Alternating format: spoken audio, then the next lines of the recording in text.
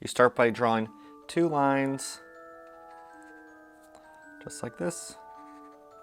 And they should be pretty skinny, because that's our top and bottom. And then you're gonna do 2 semicircles like this.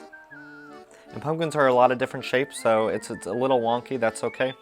And then you're gonna draw a skinny oval like this. And then another oval, but a little wider. Just like that. And then from there, you can take a green and do the stem. Color that in. You can take colored pencils and color in these areas. And then finally, I like to make a jack-o'-lantern. So, you take black, and you make 2 triangles for the eyes. Like that, fill it in. A little triangle for the nose. And finally, the mouth. It's a semicircle with a kind of half a square jutting out. Just like this. And the mouth could be anything. It could be a circle, it could be just a line, whatever you want. And there you go. A jack-o'-lantern. So you start by drawing a square here and a rectangle right next to it. A triangle, you can do it a little on its side, but make it a pretty tall triangle. A trapezoid. Once again, a tall trapezoid is best. Another rectangle right here, kind of shooting out. Triangle. Another rectangle. A skinny trapezoid. Square. And a triangle. Alright, so there's all the frame of the house. Now you're gonna add some windows. So really anywhere there's a square, we'll add one right here, and you'll add it by doing rectangles or squares. I'll do a nice big long one here.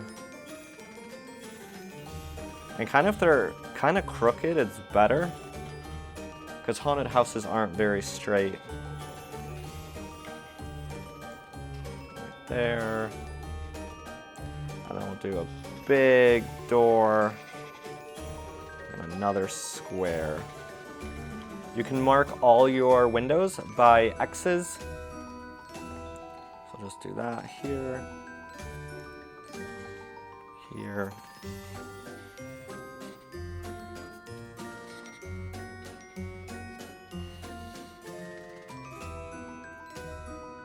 And now all there's left to do is fill it in. I always like adding a ghost at the very end in the door. Another semicircle, squiggles, 2 circles for eyes, and an oval for a mouth. Ghosts are really easy. You draw a very tall semicircle or an arch, just like this. And then when you get down here, you do a bunch of squiggly lines at different heights.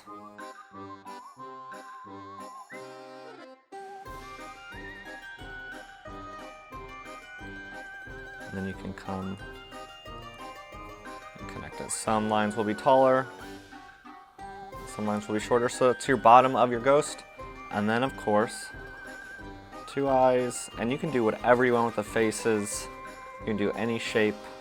See our other ghost video on different shapes you could do to make different expressions. We'll do a traditional ghost right here. And an oval for his mouth.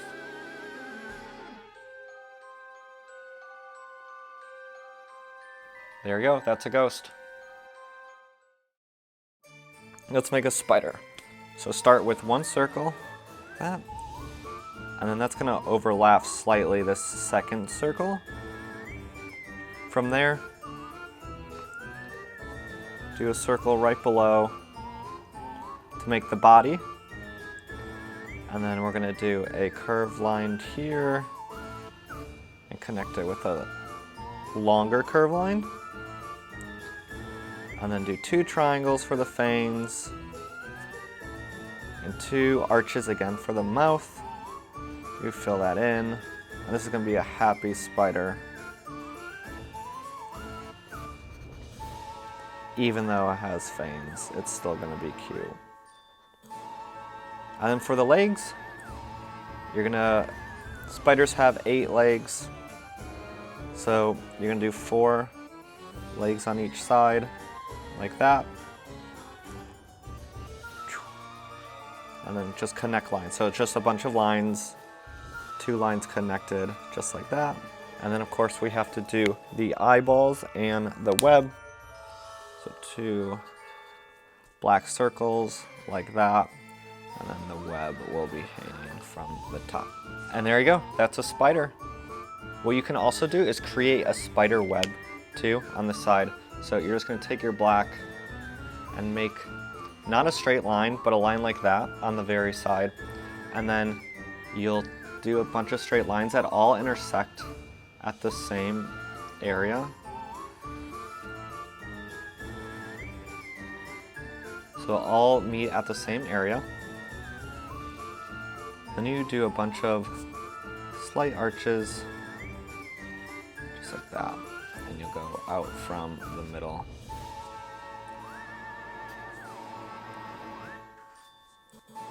Just like this.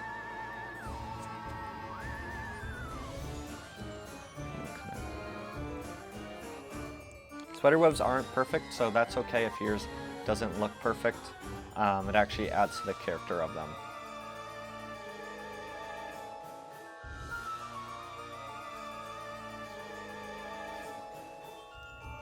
So it's okay if yours looks a little weird and nothing is perfect.